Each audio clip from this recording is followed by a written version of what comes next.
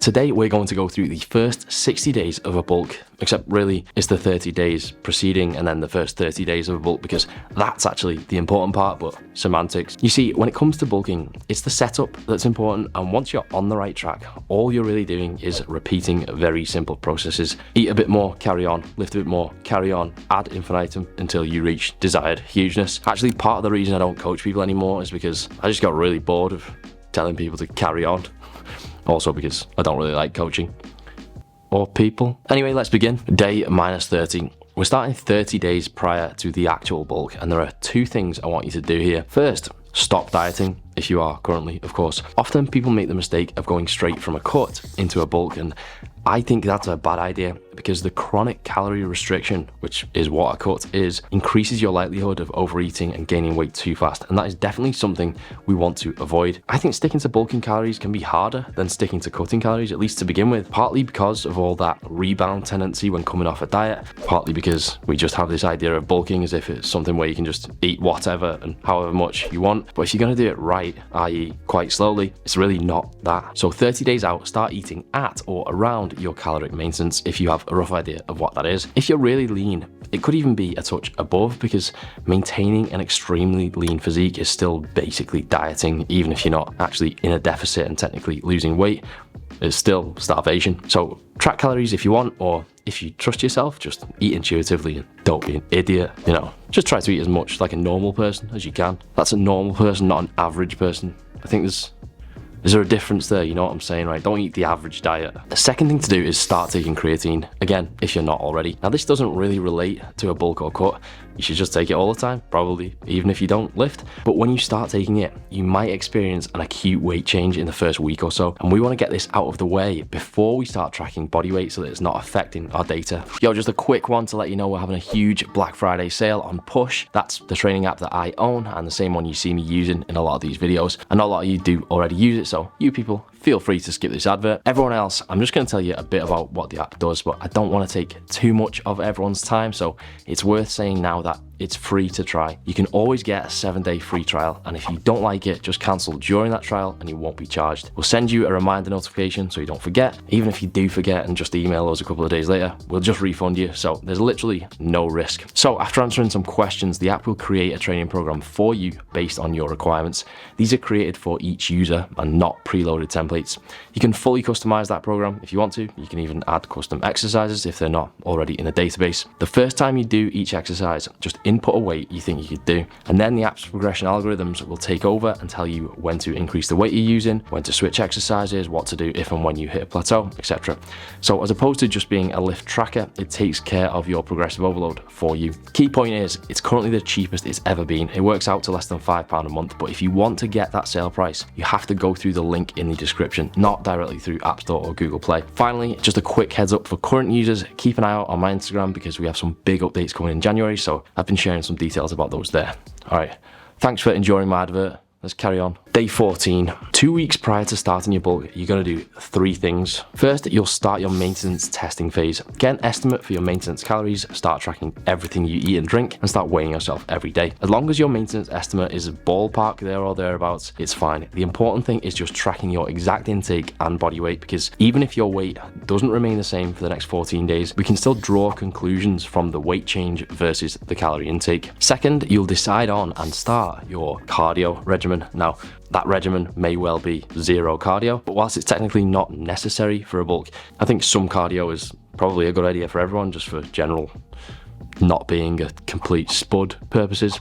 So if you are going to be doing some, start now. Reason being, you're going to be testing your maintenance calories, so you want to test those calories against an activity level that's actually representative of what you'll be doing when bulking.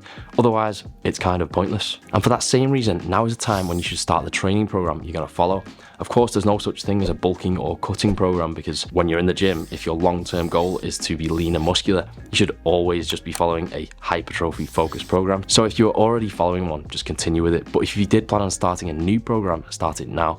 You could start on actual day one of the bulk if you wanted to, provided it's not a hugely different amount of volume to what you're currently doing. If you're on a 4-day program doing 20 sets a week and your new program is similar, then the difference in calories burned will be insignificant, so that's fine.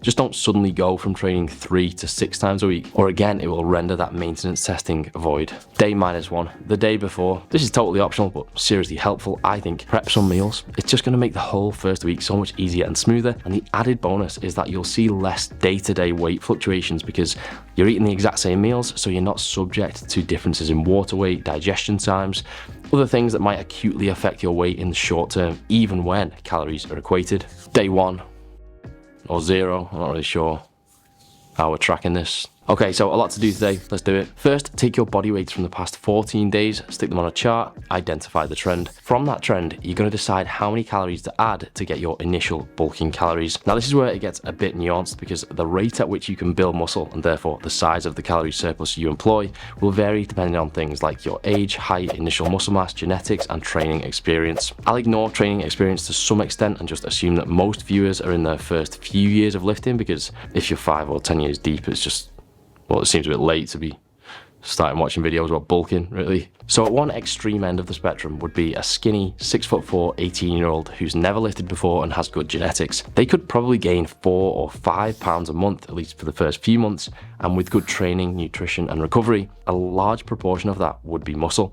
For this person, something like 400 calories above maintenance would be appropriate. Somebody shorter and older with less favourable genetics who's been lifting for a couple of years should probably aim for closer to 2 pounds a month if they want to avoid too much fat gain. So something closer to 200 calories above maintenance would be more appropriate. So if your weight has stayed the same over your 2-week testing phase, add between 200 and 400 calories onto your previous number, depending where you think you are on that scale. And then you can add or minus another 50 to 100 if your weight has slightly increased or decreased in that 2-week testing phase. If you're unsure, err on the side of caution because you'll be monitoring your weight continuously anyway, so you can always increase calories when you need to. Second, take some photos. For most people, the point at which they stop bulking is when they look at themselves and think, shit, I'm kind of fat. Taking photos is really the best way to judge if you are hurtling towards that point at an alarming rate, right? Tracking your body weight is good, but you're always kind of guessing how much of that weight is muscle and how much is fat. And even tracking body fat percentage isn't always the best measure because people hold fat differently. So there's no point saying I'm gonna bulk until I hit 15% body fat if you look absolutely fine at 15% body fat. That's just an example, you'd probably bulk a bit higher than that. Try to take your photos with artificial light rather than next to a window so that you can recreate the same conditions when you come to compare further down the line. You can't really depend on the same weather conditions for your before and after photos. Third, start tracking your lifts if you're not already. You won't know how much of your weight gain is coming from muscle, but getting stronger in hypertrophy rep ranges is a pretty good indicator that you're at least gaining some muscle. You also need to track to be able to apply progressive overload, so as a basic rule, every time you complete all of your sets, either add a rep or add some weight, and that's your new target. Day 14. This is about the earliest you want to reassess your weight gain, and even this is only really a preliminary check that you're not gaining weight at an unsustainable rate. So if you've hit or nearly hit your monthly weight gain target already, dial back the calories a little bit, but other than anything alarming, don't read into this too much at this point.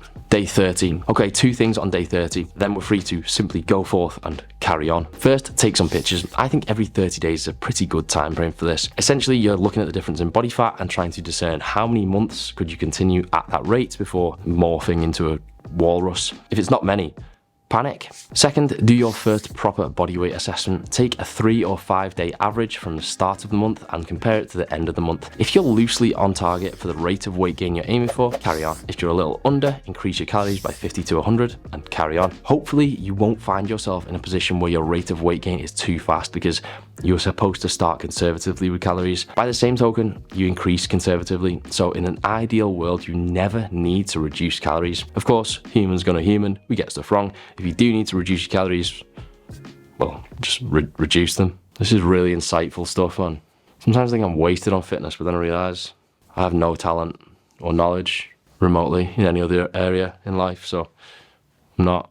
So now you should be at the point where all you really need to do is keep doing everything and adjusting things as you go. Keep weighing yourself, keep following your program, keep adding calories when you need to, and keep trying to add weight to your lifts. You don't have to assess your weight every month on the month. If you want to do it every week or every 2 weeks, that's even better, but always base that assessment on the last 4 weeks. So you're kind of doing a rolling 4-week review, with the exception being if you've changed your calories a week ago, then there's no point looking at your data from the previous 4 weeks because 3 of those were on different calories. Okay, really this video got me thinking that I suppose my entire aim with these videos and this channel is to get people to the point where they can just carry on, whether that's building muscle or losing fat or being competent enough at meal prep as not to die from malnourishment or food poisoning. My ultimate goal is just to give you all the basic information so that you can get out of my life and crack on, really. So hopefully on this occasion I succeeded. Bye. Joey Lenny is my hero.